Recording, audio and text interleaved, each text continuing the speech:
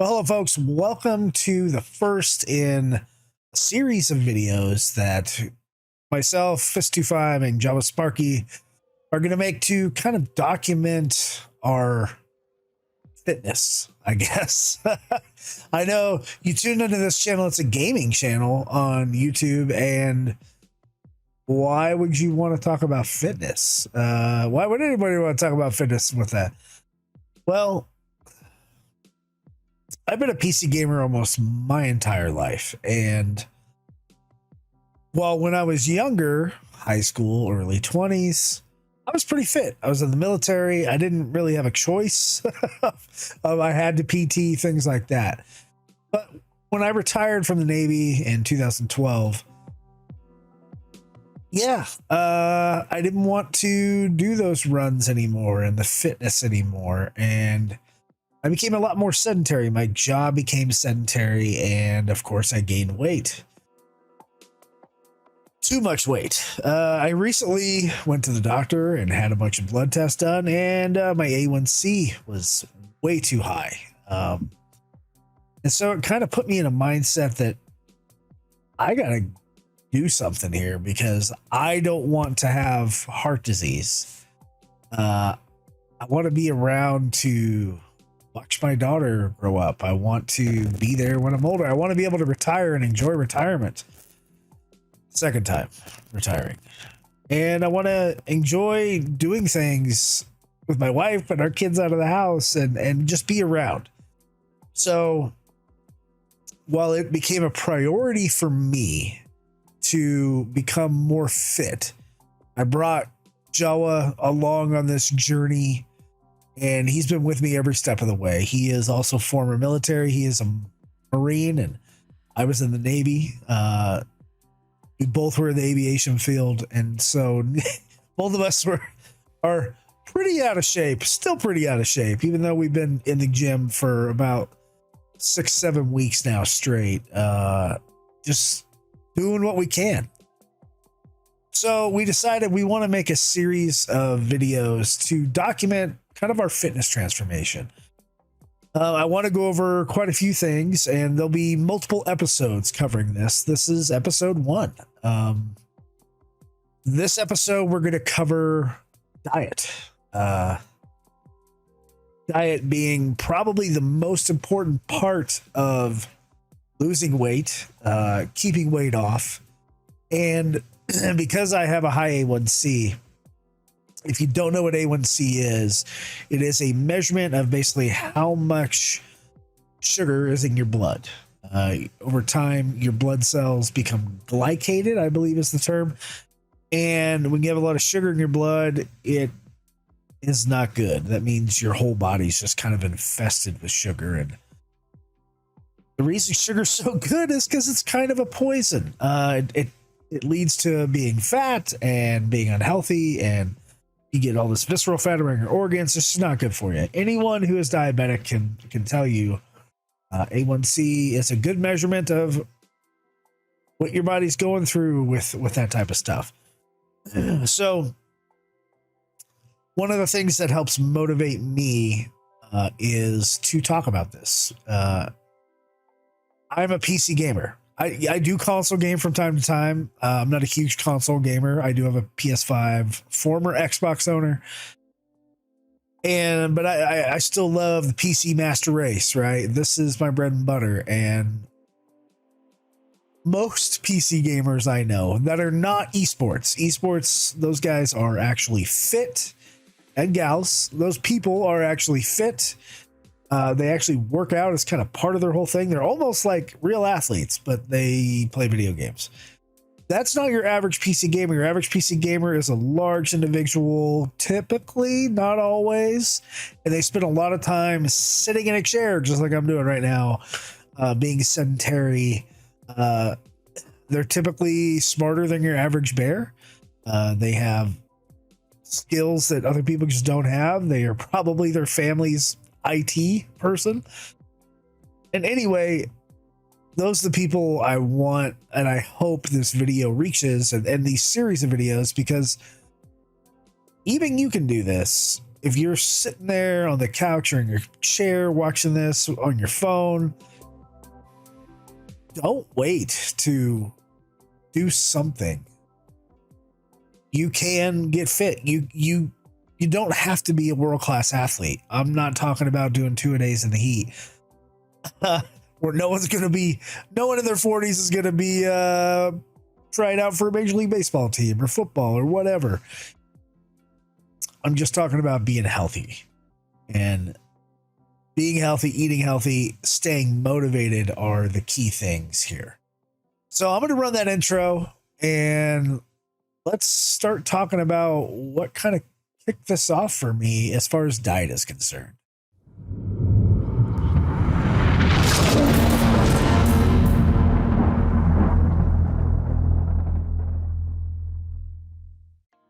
Okay, we are back from the intro. And yeah, this is going to be more just me on the microphone here. I'm going to put some stuff up in over there, that area. Everything's backwards. I'm going to put some stuff up there, just a few pictures. When I go over the fitness devices, like my Garmin watch here, and Jawa does his review on the Apple Watch, and hopefully I can get a hold of my wife's Samsung watch, and we'll do some reviews of those apps. That stuff will go over there. So let's talk about diet. And yeah, diet is a 4-letter word. It really is. And guys, this is not scripted. I'm just speaking raw and kind of speaking from the heart. So there might be a lot of uhs and ums. So apologies for that. I'm trying to think as we go, because that's most of the time that's the kind of raw videos off the cuff that I like to make. So if you don't like it, please click off. No one's forcing you to be here, but I hope you do stay for some of this information. So I watch a lot of YouTube. I actually listen to podcasts and things like that when I drive to work in the morning, every morning.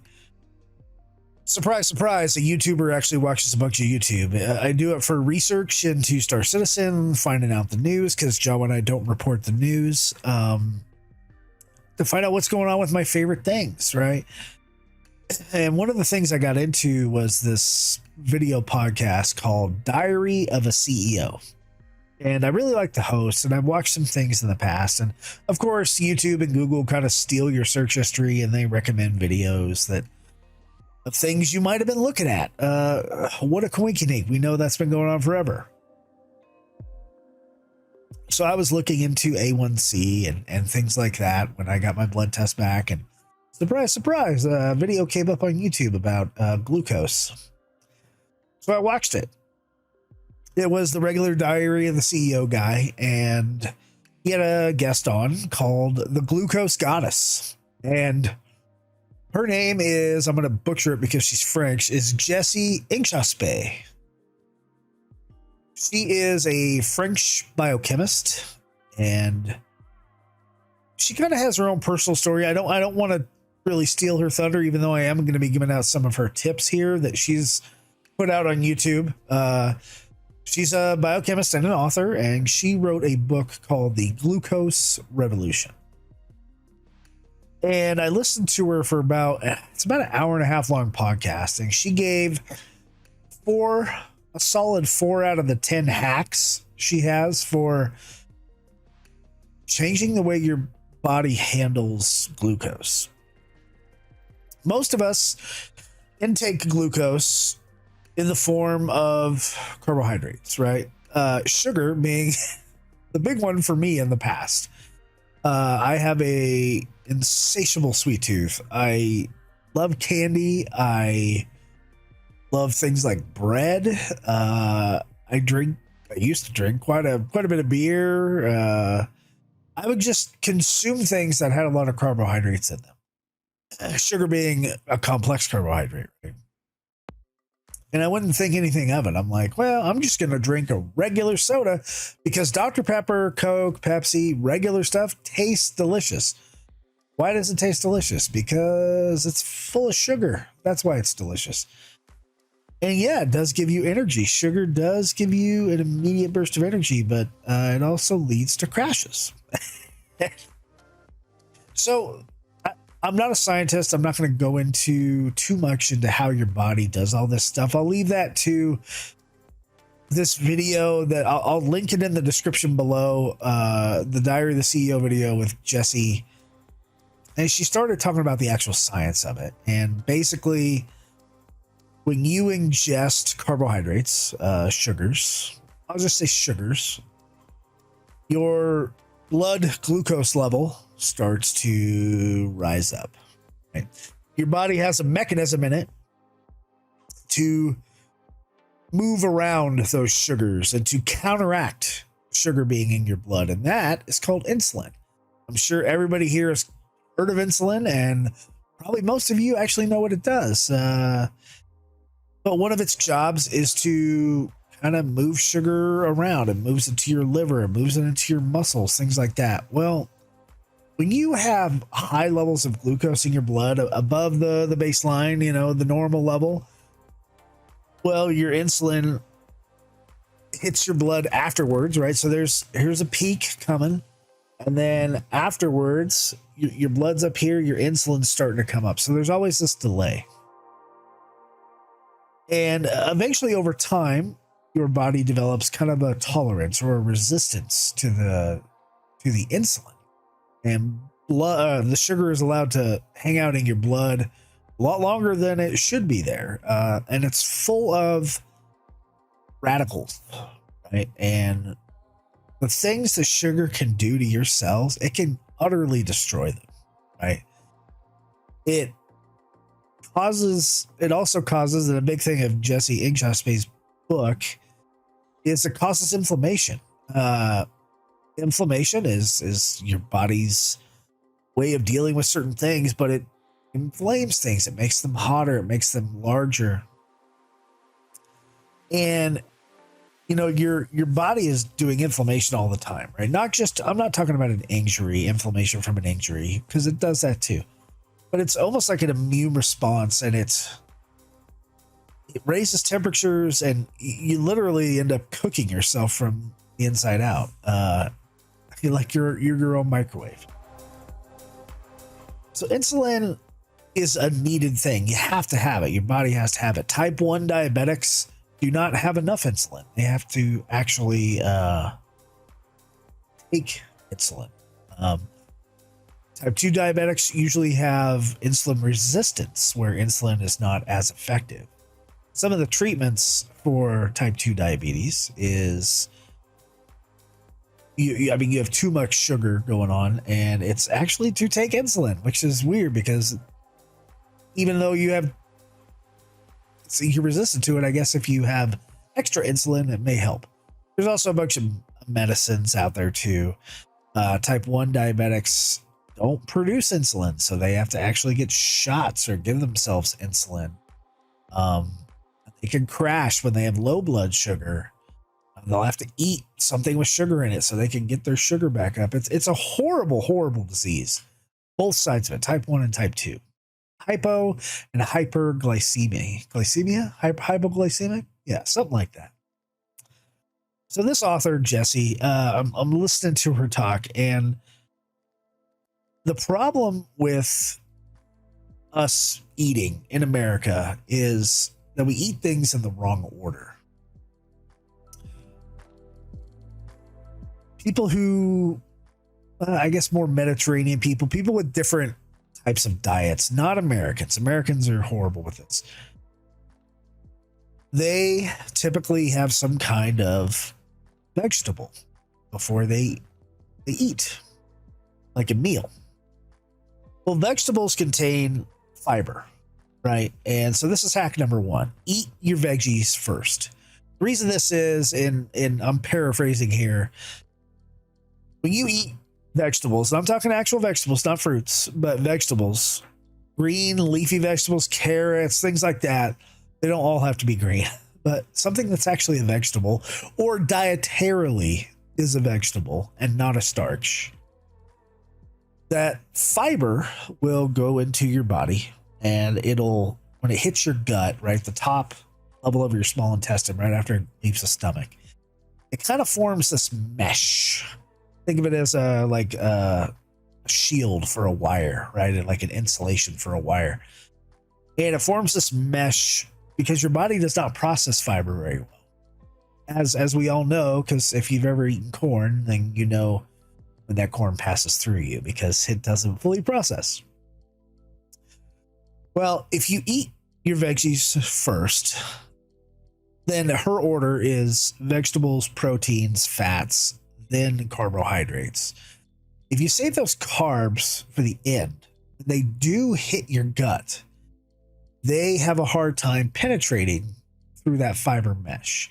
They don't really process until much later in the gut, and it's much less glucose being spread to your cells.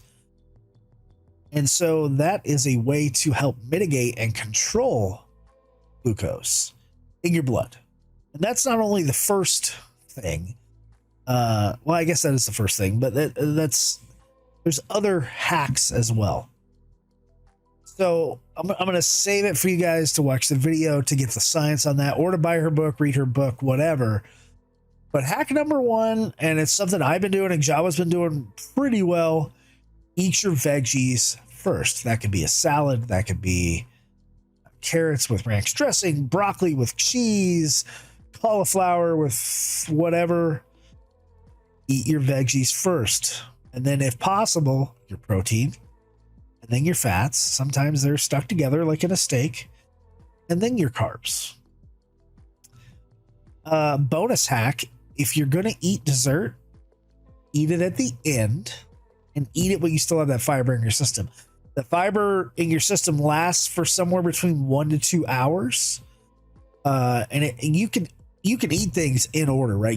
You could have the salad and then you could immediately go to the steak or your protein, which also contains the fats. And then right after that, you can have your dessert. So think about that. I'm also limiting the amount of carbohydrates that I do consume in order to keep that blood glucose level down. So that is hack number one. Hack number two.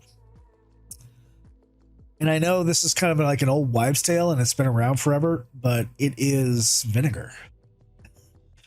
Vinegar contains acetic acid. And when acetic acid hits your stomach, hits your gut, it kind of does the same thing that fiber does. When it interacts with glucose, it prevents the glucose from being concentrated and spreading. And it makes your body more effective at absorbing the glucose than it would normally.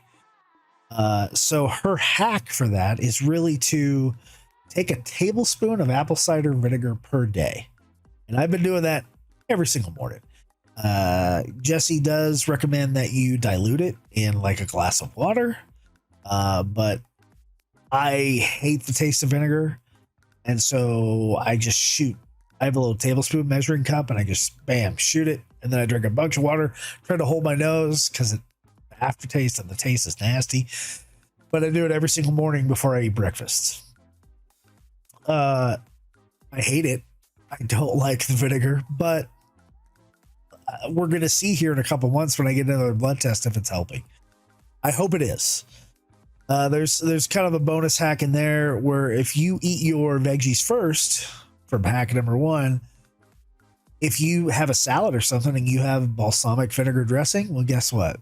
That's vinegar, and that counts as the vinegar. So not only will you have the fiber, you'll also have the vinegar to help you absorb glucose later in the meal.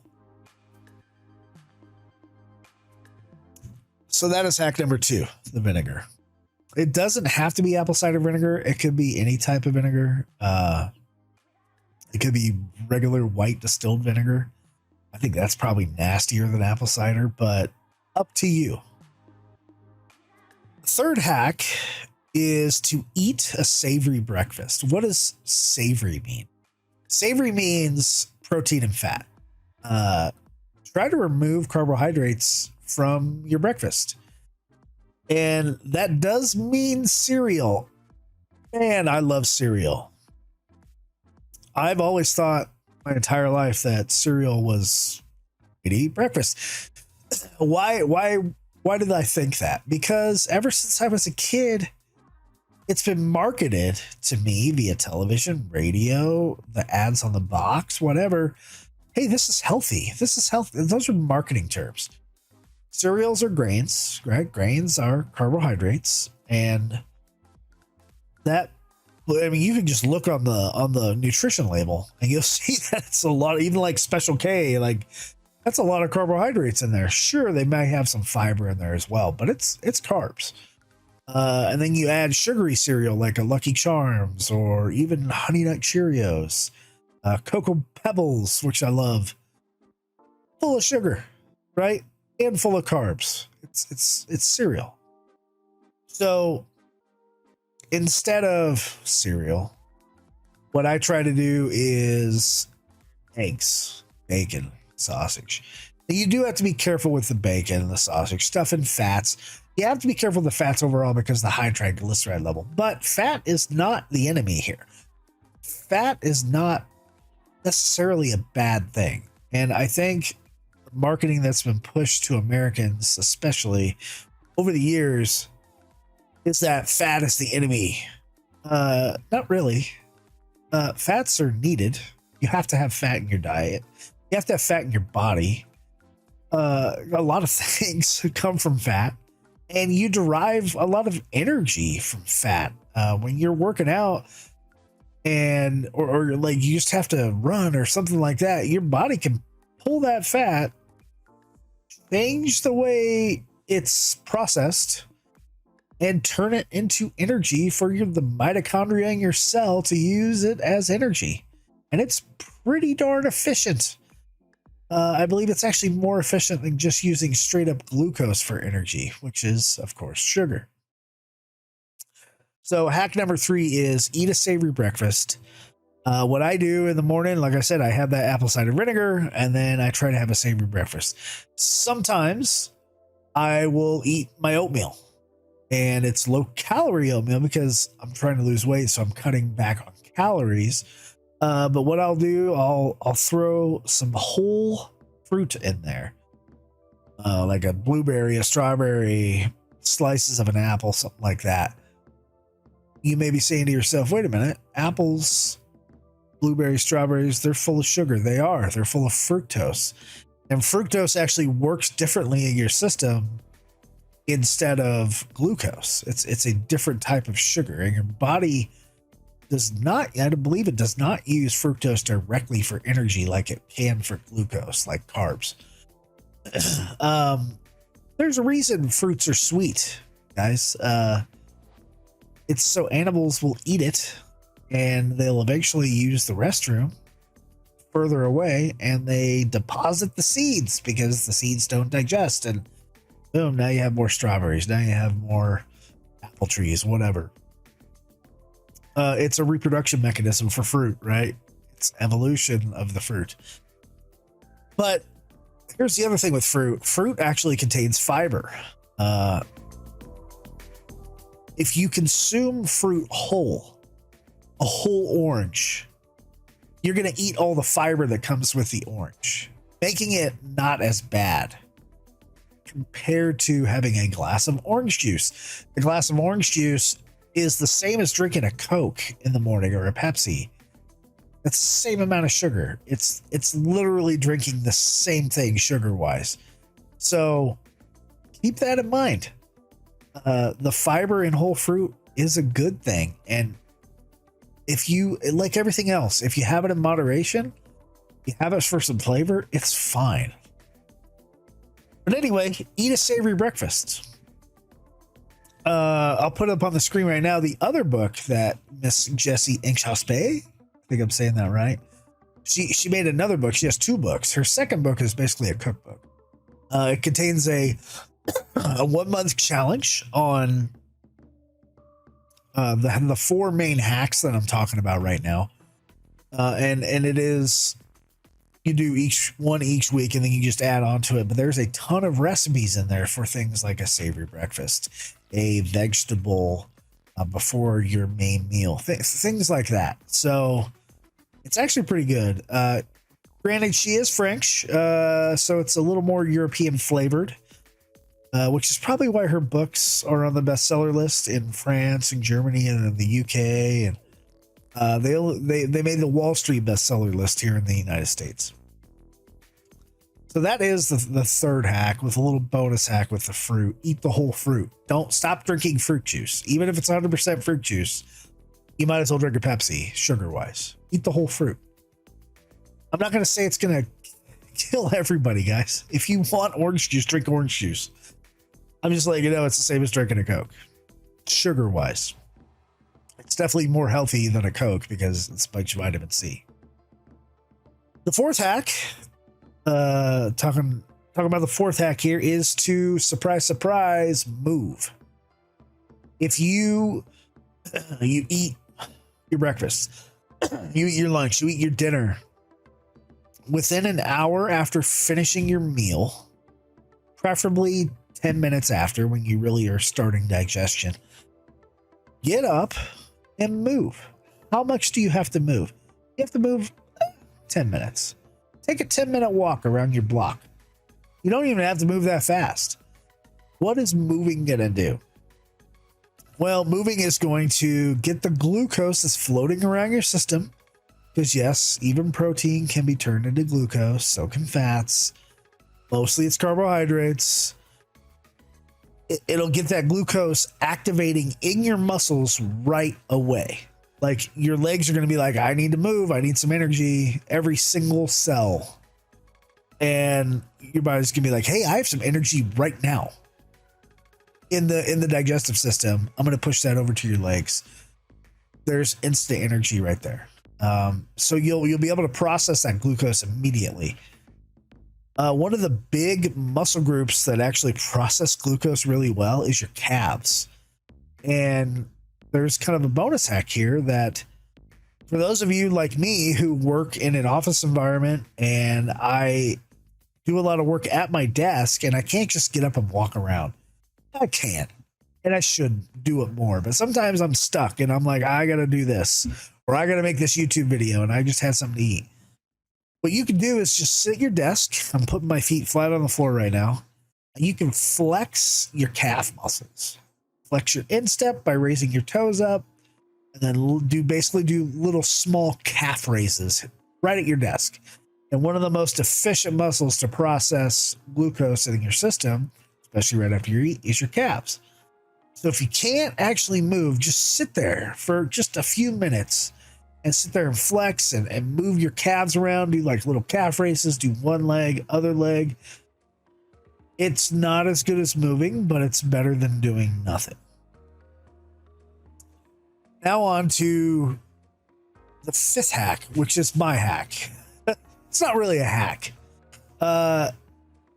Everybody has a cell phone nowadays, right? Everybody should have a cell phone. If you don't have a fitness watch, which probably a lot of you actually do have a watch that does do some kind of smart function, have your cell phone on you and walk. Try to walk 7,000 to 10,000 steps a day. I know it seems like so many steps. It's really not. I would say on an average sedentary day for me at work, the fact that I have to get up, I do have to traverse some stairs about 5, 6, 7 times a day. I got to go to the bathroom. I got to do this. I got to do that. I'm probably doing 4,000 to 5,000 steps a day, every day, just as part of my normal day. Moving around my house, going up and down the stairs of my house, walking from the parking lot to work, into the office, walking around the office, doing things. All those steps can get tracked, and you're probably somewhere around 4,000 or so. Maybe less if you're super sedentary. Maybe you're like 2,500, but I think you'd be surprised how many steps you take a day. Increase those steps, and that could be part of the fourth hack, the move hack, that 10-minute walk. Just walk. When you get home from work, tired, whatever, take a breather, put on your walking shoes, and go out for a half-mile walk, a mile walk. Walk half a mile, walk back. Map that out. Map it out with your car. Who cares? Get outside and walk. That's all you really got to do. Try to get 7,000 to 10,000 steps a day. And I think you'll be surprised. You will actually lose weight. The way most people's bodies work, some people are different. If you have a caloric deficit of about 500 calories a day for 7 days, you're going to lose a pound just by that changing your caloric intake. Now, this is with all things being equal, right? It may not exactly be a pound, but think about it. If you have a diet that you need to maintain 2,200 calories a day, or 2,000, let's say 2,000 calories a day. If you can have a diet that you can do 1,500 calories a day, so that's 3 meals that are 500 calories each, or maybe some that are less, and you have a snack or something, basically a 500 calorie deficit, then you'll lose a pound a week. Well, what can change that? Let's say tonight it was birthday dinner for my wife, so we went to a steakhouse. I had my salad first, and then I had steak, some shrimp. I had some cheesy broccoli as the side, and then at the end I had a small piece of bread with some butter. Yeah, pure carbs, but I had it at the end. That was basically my dessert. We walked a little bit afterwards, right? But earlier today, Jawa and I actually went to the gym. It was leg day, so part of our workout was we walked. We actually today, because it was leg day, we did elliptical. Jawa did 10 minutes of elliptical. I did 7 minutes, and then I did the rowing machine for 7 minutes because I just wanted to mix it up and not use too much of my legs. But basically, we have a warm up of 10 minutes to 15 minutes, and usually for me, it's on the treadmill, and that just kind of gets things moving, kind of gets your body going, it gets you warm, it gets me sweating a little bit. We then go and stretch. We'll pay more attention to the muscles we're exercising that day. And then today was leg day, so it was like squats, leg press. It was also shoulders. So we did military press, we did lateral raises, we did weighted crunches, we did the leg curls, we did weighted calf raises, all that kind of stuff. And then at the end of the day, at the end of the workout, which was about, for us, because we switch out machines, it ended up being about 2 hours. At the end of that, we do 10 minutes of cool down, which again is a little bit more cardio. In between our 3 days, we actually lift weights per week. We do 2 of those days are cardio days, and so we only do cardio. So 5 days a week we're working out. But the calories you burn while you're working out also contribute to, one, getting more fit cardiovascularly, gaining muscle, but it adds to that caloric deficit per week, or per day. So today, my watch told me we burned 691 calories. So now when I ate that larger dinner, because I had a very small lunch, I had kind of budgeted. I had 1,800 calories to spend for dinner. And I didn't eat 1,800 calories worth. I ate about half the dinner, and then I put it in a box, and that's what I'm going to have in the morning because it's savory. So I'm going to do some steak and eggs, right? That's protein and fat. So you can make this thing work for you if you want to. Do you want to get fit? I guess is another question. You're going to have to answer that yourself. I just kind of want to document what we're doing and what we're going through, and maybe it's something you can try. These are very small changes to your diet, very small. It's just the order that you eat foods, taking a little bit of vinegar a day and moving more. You will lose weight. You will get more fit. You will burn fat. So there we go, guys. That is video number 1. In the next video, I don't know which one it's going to be, but I have started documenting as much as I can the use of my watch, which is a Garmin watch. This is the Garmin Epix Pro, and I got it because I plan, and I am doing quite a variation of fitness activities. When we get back from our vacation in Hawaii, I plan on getting a bike. Jawa already has a bike, and so we're going to do a lot more cycling. But right now, I'm mainly focused on running.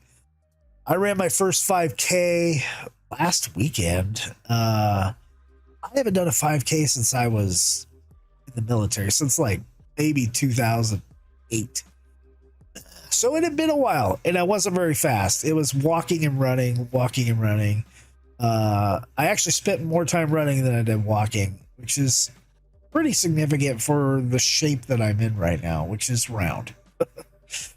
But we're getting there, right? I mean, 2 months ago, there's no way I'm going to run 3 miles, but training yourself to do it, you can do it. I think you guys can do it. I would love to see meet every one of our loyal subscribers, and I hope I do get the chance to meet you guys. To close out the video, I do want to let you guys know Jawa and I are planning on attending CitizenCon in October of this year in Los Angeles. I know one of our subscribers, Tailgater, is going to be there. We're actually staying at the same hotel, so we're going to have a good time with Tailgater. We do not have a booth or anything like that for the org. This is our first CitizenCon in person, so we want to kind of soak up the experience. If we are able to get any kind of press pass or anything like that, if they do that this year, then we'll definitely be providing content at the con. We are going to be doing some live streams. We're going to be doing some videotaping. I just got some microphones for the cell phone and for the GoPro and things like that. So look forward to that. And it's not till October, but in the immediate future, we are going to be in Hawaii next week. Well, a week and a half. We will be doing some footage out there, trying to get more real life footage, because right now we're a little stagnated on Star Citizen content because there's just not a lot of content out there, especially stuff we haven't already covered. So we're trying to not transform the channel here, but we're trying to do different things, and I hope you guys are interested in it. I'm really looking forward to this fitness series. I don't care if it has 2 views and they're both mine. It helps motivate me by talking about this, and it helps motivate me by tracking my fitness on my watch. I share it on my social media, and it just helps me it reinforces it, like, hey, things are changing. And then I have family members like, wow, your face is thinner and you've lost some of your neck, which I have. And my wife's like, oh, your stomach's smaller. Thank you. And that's always good, right? So thank you guys for watching. I appreciate it. And I guess we'll see you next time on the next episode. Until then, eat your veggies first. I'm Fist-25. Good night, Stan.